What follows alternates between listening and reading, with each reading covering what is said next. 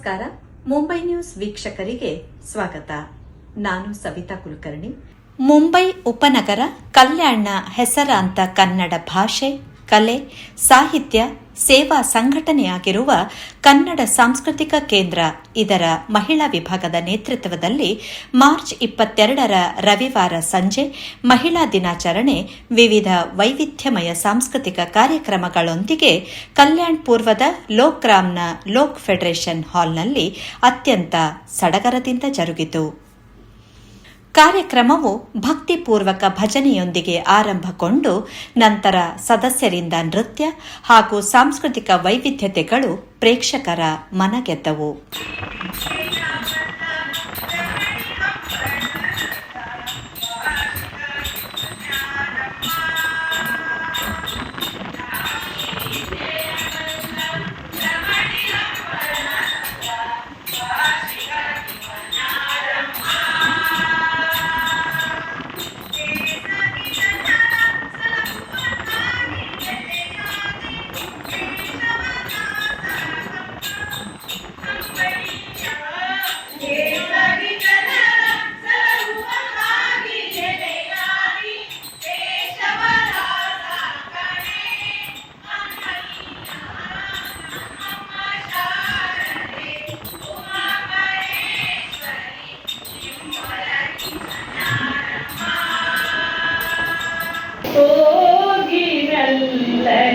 ದೇಶದಿ ಸುರಿದು ಹೋಗಿನಲ್ಲನ ದೇಶದಿ ಸುರಿದು ದಾಹದ ಬೀಗೆ ಮೋಹದ ಮಳೆಗೆ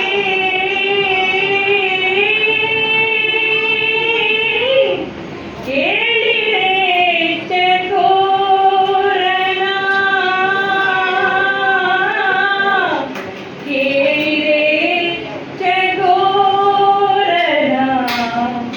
ಇಂಗಿತವ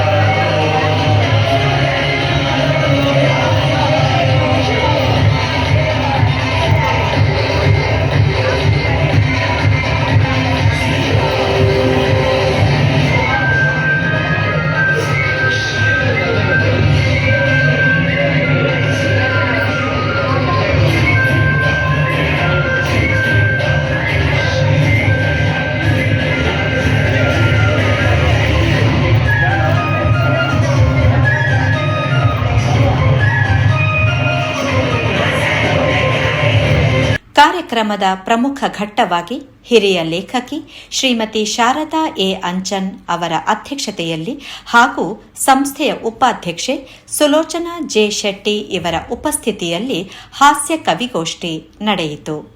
ಕವಿಗೋಷ್ಠಿಯಲ್ಲಿ ಕವಿಯತ್ರಿಯರಾದ ಪ್ರಫುಲ್ಲಾ ಶೆಟ್ಟಿ, ರೂಪಾ ಸಂಗೊಳ್ಳಿ, ಇಂದಿರಾ ಕುಲಕರ್ಣಿ, ರಜನಿ ತೋಳಾರ್ ಹಾಗೂ ಹೇಮಾವತಿ ಹೆಗಡೆ ಅವರು ತಮ್ಮ ಹಾಸ್ಯಭರಿತ ಕವನಗಳ ಮೂಲಕ ಸಭಿಕರನ್ನು ಗಡಲಲ್ಲಿ ತೇಲಿಸಿದರು. ಬಲು ಚಾಲಾಗಿ ನನ್ನವಳು, ನನ್ನ ಸಂಬಳದ ದಿನ ನನ್ನವಳ ಮಾತು ಮೆಲುದನಿಯಲಿ, ನನ್ನ ಸಂಬಳದ ದಿನ ನನ್ನವಳ ಮಾತು ಮೆಲುದನಿಯಲಿ, ಸಿಹಿ ಊಟ ಬಡಿಸಿ ಪಿಸು ನುಡಿಯುವಳು ನನ್ನ ಬಳಿ. ನನ್ನ ಸಂಬಳದ ದಿನ ನನ್ನವಳ ಮಾತು ಮೆಲುದನಿಯಲಿ, ಸಿಹಿ ಊಟ ಬಡಿಸಿ ಪಿಸು ನುಡಿಯುವಳು ನನ್ನ ಬಳಿ.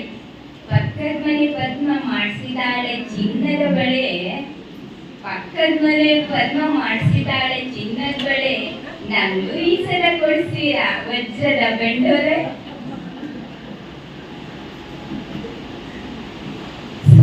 ಸುಂದರ ಮುಖದ ಹಿಂದಿರುವ ಸತ್ಯ, ನನ್ನವರ ಮುಖ ಇಂದ್ರನಂತೆ ಬಲು ಸುಂದರ, ಮೆಚ್ಚಿ ಮದುವೆಯಾದ ನಾನವರ ನನ್ನವರ ಮುಖ ಇಂದ್ರನಂತೆ ಬಲು ಸುಂದರ. ಮೆಚ್ಚಿ ಮದುವೆಯಾದ ನಾನವರ ತಿಳಿಯಲು ಕೋಪದಲ್ಲವರು ಜಮದಗ್ನಿಯ ಸಹೋದರ.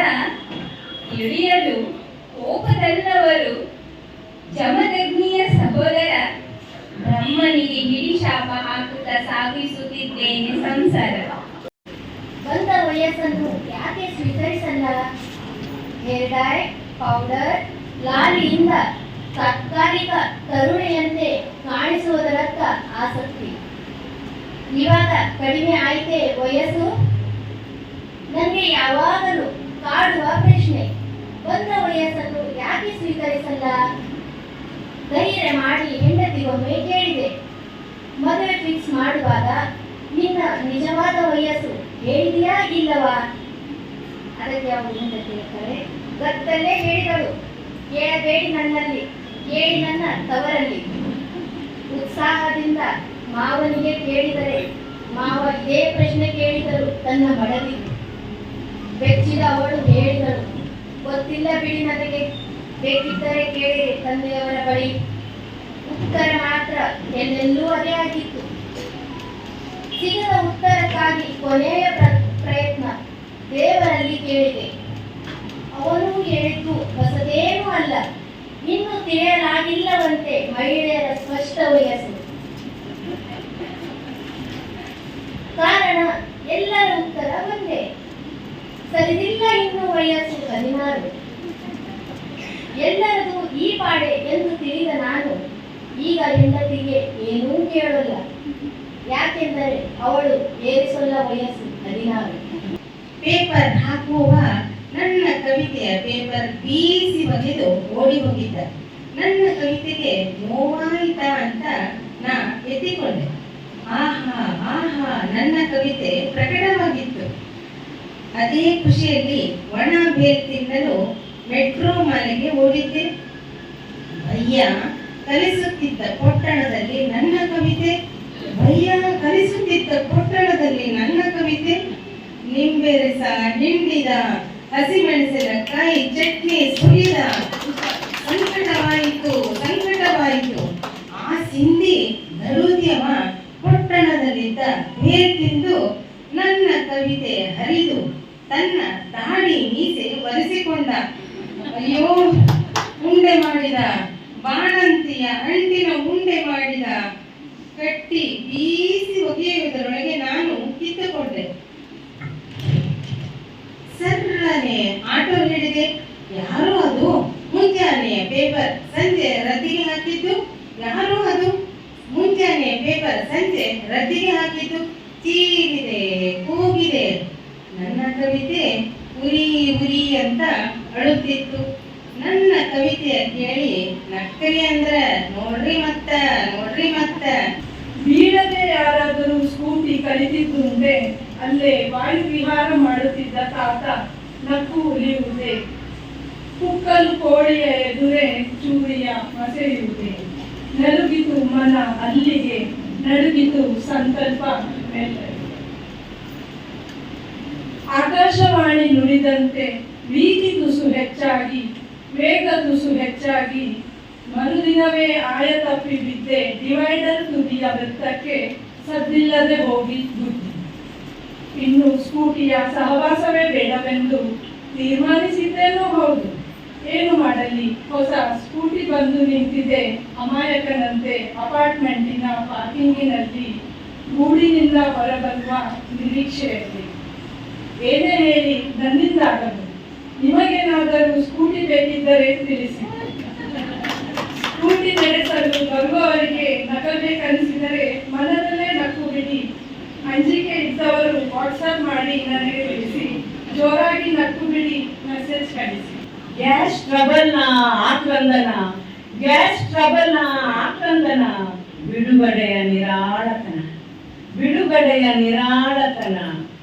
ಮನುಜಗೆ ವರ ಅದೊಂದು, ಮನುಜಗೆ ವರ ಅದೊಂದು. ಮೂಗು ಮುಚ್ಚಿ ಕೂತ ಪಾಡು, ಮೂಗು ಮುಚ್ಚಿ ಕೂತ ಪಾಡು. ಪಕ್ಕದಲ್ಲಿದ್ದವರ ಹತ್ರ ಮೂಗು ಮುಚ್ಚಿ ಕೂತ ಪಾಡು. ಮೇಲಿಂದ ಜೀರಾ ಕಷಾಯ, ಮೇಲಿಂದ ಜೀರಾ ಕಷಾಯ. ಯಾವತ್ತೂ ಇದೇ ವ್ಯವಸಾಯ, ಯಾವತ್ತೂ ಇದೇ ವ್ಯವಸಾಯ. ಸಾಕಾಯ್ತು ನಿನ್ನ ಸಹವಾಸ, ಸಾಕಾಯ್ತು ನಿನ್ನ ಸಹವಾಸ, ಸಾಕಾಯ್ತು ನಿನ್ನ ಸಹವಾಸ. ಹೊಟ್ಟೆ ಸಾಕಾಯ್ತು ನಿನ್ನ ಸಹವಾಸ. ಮಾಡಲೇಬೇಕು ಹರಸಾಹಸ, ಮಾಡಲೇಬೇಕು ಹರಸಾಹಸ, ಮಾಡಲೇಬೇಕು ಹರಸಾಹಸ. ಜೀವವಿರುವ ತನಕ, ಜೀವವಿರುವ ತನಕ. ಅಧ್ಯಕ್ಷತೆ ವಹಿಸಿದ್ದ ಶಾರದಾ ಅಂಚನ್ ಅವರು ತಮ್ಮ ಅಧ್ಯಕ್ಷೀಯ ನುಡಿಗಳೊಂದಿಗೆ ಸ್ವರಚಿತ ಕವಿತೆ ವಾಚಿಸಿದರು. ತೊಡಗಿಸಿಕೊಂಡಿರುವ ಕನ್ನಡಿಗರನ್ನು ಬೇರೆ ಮಹಾನಗರಗಳಲ್ಲಿ ನೋಡಲು ಸಾಧ್ಯವಿಲ್ಲ. ಎಲ್ಲಾದರೂ ಎಂತಾದರೂ ಎಂಬ ಕಳಿವಾಣಿಯನ್ನು ಮುಂಬೈ ಕನ್ನಡಿಗರು ಚಾಚು ತಪ್ಪದೆ ಪಾಲಿಸುತ್ತಿದ್ದಾರೆ ಎನ್ನುವುದರಲ್ಲಿ ತಪ್ಪಿಲ್ಲ. ಕವಿ ಎಂದು ಕರೆಯಿಸಿಕೊಳ್ಳುವ ಮೊದಲು ನಾವು ಕವಿಗಳು ವಿದ್ಯಾವಂತರಾಗಬೇಕು, ಸುಸಂಸ್ಕೃತರಾಗಬೇಕು. ವಿದ್ಯೆ ಇದ್ದು ಸಂಸ್ಕಾರವಿರದಿದ್ದರೆ ಏನು ಉಪಯೋಗಕ್ಕೆ ಬರುವುದಿಲ್ಲ. ಹಿಂದೆ ಇದ್ದರು ಜನಪದ ಕವಿಗಳು, ಅವರು ವಿದ್ಯಾವಂತರಾಗಿರಲಿಲ್ಲ, ಆದ್ರೂ ಸಹ ಅವರಲ್ಲಿ ಸಂಸ್ಕಾರ ಇತ್ತು. ಇತ್ತೀಚಿನ ದಿನಗಳಲ್ಲಿ ವಿದ್ಯೆ ಇದೆ, ಆದರೆ ಸಂಸ್ಕಾರ ಕಡಿಮೆ ಆಗುತ್ತಿದೆ. ಆದರೆ ಕವಿಗಳಲ್ಲಿ ಮಾತ್ರ ಸಂಸ್ಕಾರ ಖಂಡಿತ ಬೇಕು. ಈ ಸಂಸ್ಕಾರ ಹೇಗೆ ಬರ್ತದೆ ಅಂತ ಹೇಳಿದ್ರೆ, ಇದಕ್ಕಾಗಿ ಬೇರೆಯನ್ನು ಕೋರ್ಸ್ ಮಾಡಬೇಕಾಗಿಲ್ಲ. ಸಂಸ್ಕಾರ ಅಂದರೆ ಜೊತೆ ಬೆರೆತು ಬೇರೆಯವರ ಪರರ ನೋವಿಗೆ ಸ್ಪಂದಿಸುತ್ತಾ ಊರು ಸುತ್ತಿದಾಗ, ನಮ್ಮ ಜನರೊಂದಿಗೆ ಬೆರೆತಾಗ ನಮಗೆ ತನ್ನಿಂದ ತಾನೇ ಸಂಸ್ಕಾರ ಬರುತ್ತದೆ. ನೀ ತೆರಳಿರುವೆ ತಿರುಗಿ ಬರಲಾರದೆಡೆಗೆ, ನಾಮರುಳಿರುವೆ ಗಮಗಮಿಸುವ ವಾಸ್ತವತೆಗೆ. ಸಣ್ಣ ಗುಡಿಸಲೊಳಗೆ ಚಿಂಪಿದ ಒಲೆ ಹಾಲ ರುಚಿ, ಕ್ಷಣ ಕ್ಷಣವೂ ನನ್ನ ಮನದೊಳಗೆ ಕಲಕುತ್ತಿದೆ. ಮೆಡುಕುಗಳಿನಂತೆ ಮಿಂಚುತ್ತಿರುವೆ ನನ್ನಂತರಂಗದಲ್ಲಿ, ರತ್ನಗಂಬಳಿಯನ್ನು ಪೆಟ್ಟೆಸೆದು ನಿನ್ನ ಹರಕಲು ಸೀರೆ ಹಾಸಿರುವೆ. ಅಮ್ಮ ಮರಳಿ ಬರಲಾರೇನು, ಅಮ್ಮ ಮರಳಿ ಬರಲಾರೇನು, ಅಮ್ಮ ಮರಳಿ ಬರಲಾರೇನು, ಅಮ್ಮ ಮರಳಿ ಬರಲಾರೇನು. ಮಹಿಳೆಯರಿಗಾಗಿ ಆಯೋಜಿಸಲಾಗಿದ್ದ ಮನೆ ಅಡುಗೆ ಸ್ಪರ್ಧೆಯು ಕಾರ್ಯಕ್ರಮದ ವಿಶೇಷ ಆಕರ್ಷಣೆಯಾಗಿತ್ತು.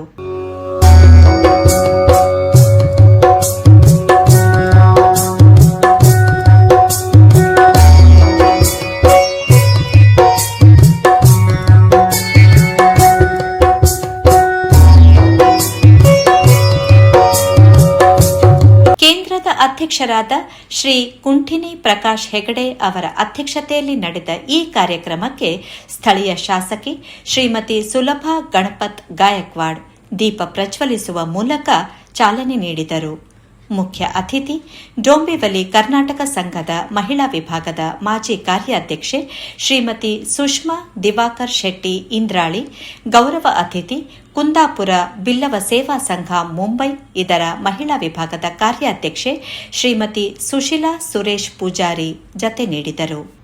ಕಾರ್ಯಾಧ್ಯಕ್ಷೆ ಶ್ರೀಮತಿ ಕುಮುದಾ ಡಿ ಶೆಟ್ಟಿ ಎಲ್ಲರನ್ನೂ ಸ್ವಾಗತಿಸಿ ಪ್ರಾಸ್ತಾವಿಕ ಮಾತುಗಳನ್ನಾಡಿದರು. ನಮ್ಮ ಸಂಸ್ಥೆಯ ಈಗಿನ ಗೌರವ ಅಧ್ಯಕ್ಷ ಆಗಿರುವ ಜ್ಯೋತಿ ಪ್ರಕಾಶ್ ಕುಂಟಿನಿಯವರ ಗರಡಿಯಲ್ಲಿ ನಾವೆಲ್ಲ ಬೆಳೆದು ಬಂದವರು. 24 ವರ್ಷಗಳ ಹಿಂದೆ ಡಾಕ್ಟರ್ ಗಿರಿಜಾ ರಘುನಾಥ್ ಶಾಸ್ತ್ರಿ ದಂಪತಿಗಳ ಜೊತೆಗೆ ಒಂದಿಷ್ಟು ಸಮಾನ ಮನಸ್ಕರು ಸೇರಿ ಜನ್ಮ ನೀಡಿದ ಈ ಸಂಸ್ಥೆಗೆ ಮುಂದಿನ ವರ್ಷ ಬೆಳ್ಳಿ ಹಬ್ಬದ ಸಂಭ್ರಮ. ಈ ಕಚೇರಿ ಖರೀದಿ ಯೋಜನೆಗಾಗಿ ಇದೀಗಲೇ ಸಂಗ್ರಹಿಸಿದ್ದ ಮೊತ್ತವನ್ನು ರೂಪಾಯಿ 25 ಲಕ್ಷದತ್ತ ಕೊಂಡೊಯ್ಯುವ ನಮ್ಮ ಅಧ್ಯಕ್ಷರ ದೂರದೃಷ್ಟಿ ಮತ್ತು ಯೋಜನೆ ಈ ಬೆಳ್ಳಿ ಹಬ್ಬ ನಿಧಿ ಸಂಗ್ರಹ. ಈ ಯೋಜನೆಗೆ ತಮ್ಮೆಲ್ಲರ ಸಹಕಾರವನ್ನು ಯಾಚಿಸುತ್ತಿದ್ದೇವೆ.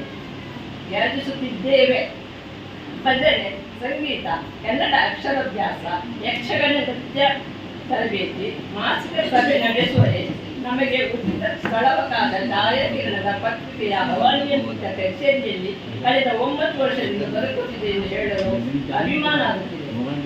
ಈ ಸಂದರ್ಭದಲ್ಲಿ ಪತ್ರಿಕೆಯ ಸಂಪಾದಕರು ಹಾಗೂ ಸಂಪಾದಕ ಮಂಡಳಿಗೆ ನಾವು ಅನಂತಾನಂತ ಕೃತಜ್ಞತೆಗಳನ್ನು ಹೇಳಬಯಸುತ್ತೇವೆ. ನಮ್ಮ ಎಲ್ಲ ಕಾರ್ಯಕ್ರಮಗಳನ್ನು ಆಯೋಜಿಸುವಂತೆ ಇದನ್ನು ಮನ ಧನ ಈ ಎಲ್ಲ ರೀತಿಯ ಸಹಕಾರವನ್ನು ನೀಡುತ್ತಾ ಬರುತ್ತಿರುವ ನಮ್ಮ ಪದಾಧಿಕಾರಿಗಳು, ಆಡಳಿತ ಸಂಸ್ಥೆ ಸದಸ್ಯರು, ಮಹಿಳಾ ವಿಭಾಗದ ಪದಾಧಿಕಾರಿಗಳು ಮತ್ತು ಸದಸ್ಯರುಗಳನ್ನು ಈ ಸಂದರ್ಭದಲ್ಲಿ ನೆನಪಿಸಿಕೊಂಡು ಅವರಿಗೆ ಕೃತಜ್ಞತೆಗಳನ್ನು ಸಲ್ಲಿಸುತ್ತೇನೆ. ಜೊತೆಗೆ ಮಾಧ್ಯಮ ಮಿತ್ರರ ಸಹಕಾರವನ್ನು ಎಂದೂ ಮರೆಯುವಂತಿಲ್ಲ. ನಮ್ಮ ಸಂಸ್ಥೆ ಯಾವತ್ತೂ ಕನ್ನಡ ಭಾಷೆ, ಸಾಹಿತ್ಯ, ಕಲೆ, ಶಿಕ್ಷಣಕ್ಕೆ ಪ್ರೋತ್ಸಾಹ ನೀಡುವ ಸಂಸ್ಥೆ ಎಂದು ಎಲ್ಲೆಡೆ ಗುರುತಿಸಿಕೊಳ್ಳುತ್ತೆ. ಕನ್ನಡವೇ ನಮ್ಮ ಉಸಿರು ಆಗಬೇಕು. ಕನ್ನಡ ಬಾಂಧವರಿಗೆ ಕನ್ನಡ ಕಲಿಸಿ, ಕನ್ನಡ ಬಾರದವರಿಗೆ ಕನ್ನಡ ಕಲಿಸಬೇಕು. ಭಾಷೆ ಉಳಿಯಬೇಕು, ಕನ್ನಡ ಸಂಸ್ಕೃತಿ ಉಳಿಯಬೇಕು ಎಂಬ ಮೂಲ ಉದ್ದೇಶ ನಮ್ಮದು. ನಮ್ಮ ಸಂಸ್ಥೆಯಲ್ಲಿ 65% ತುಳು ಮಾತನಾಡುವ ಸದಸ್ಯರುಗಳಿದ್ದರೂ ನಾವು ತುಳು ಭಾಷೆಯನ್ನು ಮನೆ ಮಂದಿಗಳೊಂದಿಗೆ ಮಾತನಾಡುತ್ತೇವೆ. ಇಂತಹ ಸಾರ್ವಜನಿಕ ಕಾರ್ಯಕ್ರಮಗಳಲ್ಲಿ ಅಥವಾ ನಮ್ಮ ಸಭೆ ಸಮಾರಂಭಗಳಲ್ಲಿ ಹೆಚ್ಚಾಗಿ ಮಾತನಾಡುವುದು ಕನ್ನಡದಲ್ಲೇ. ಇದು ನಮ್ಮ ಅಧ್ಯಕ್ಷರ ವಿಶೇಷತೆ, ಭಾಷಾಭಿಮಾನ ಮತ್ತು ಮತ್ತವರ ಸಾಮಾಜಿಕ ಕಳಕಳಿ ಎನ್ನಬಹುದು ಎಂದು ಹೇಳುವುದು.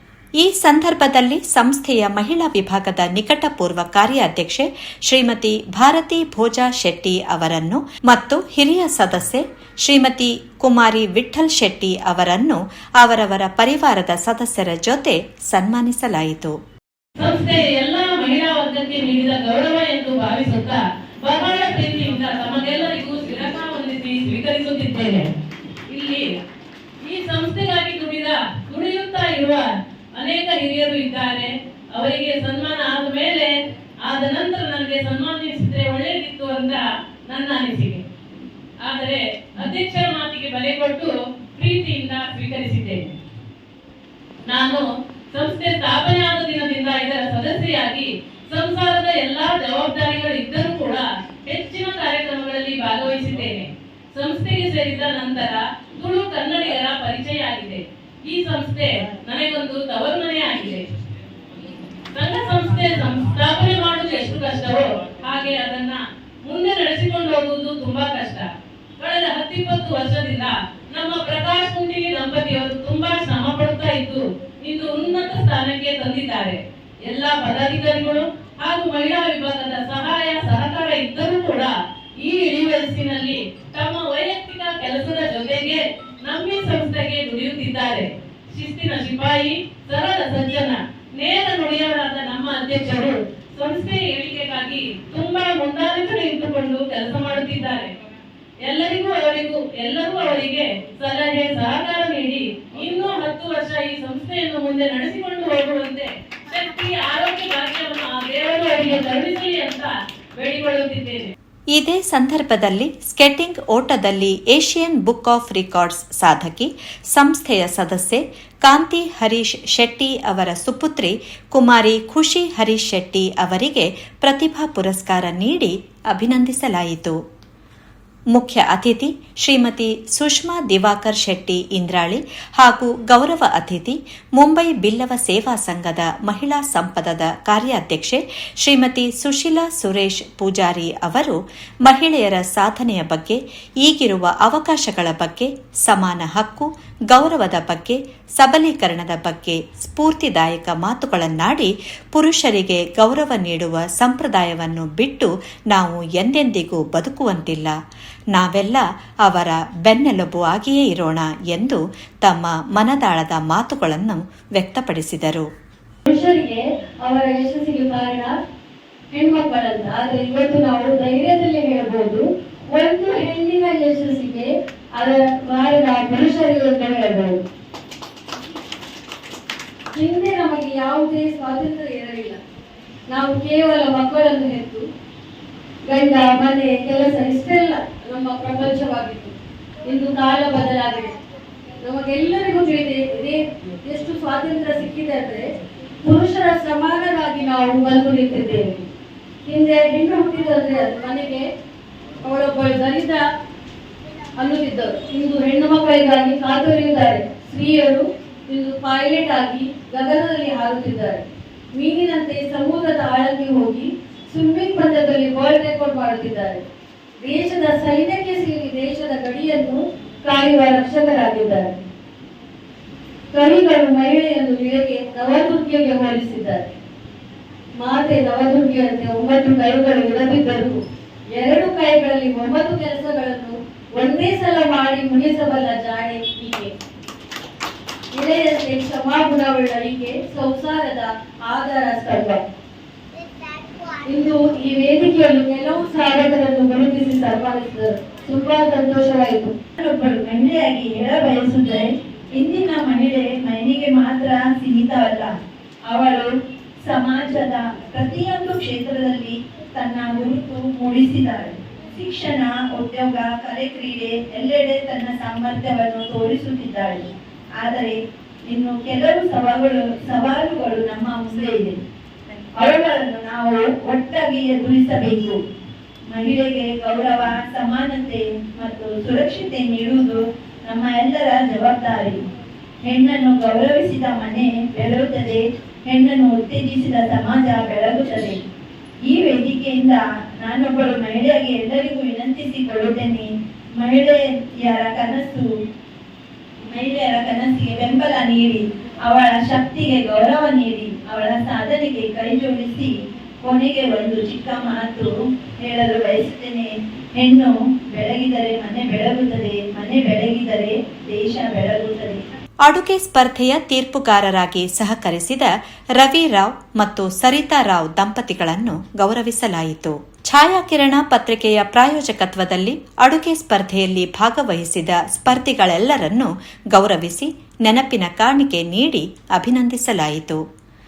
ಸಂಸ್ಥೆಯ ವತಿಯಿಂದ ಚಿತ್ರಾನ್ನ, ಪರೋಟ, ಹಲ್ವಾ ಈ 3 ವಿಭಾಗಗಳ ಪ್ರಥಮ, ದ್ವಿತೀಯ, ತೃತೀಯ ಬಹುಮಾನಗಳನ್ನು ಅತಿಥಿಗಳ ಹಸ್ತದಿಂದ ವಿತರಿಸಲಾಯಿತು.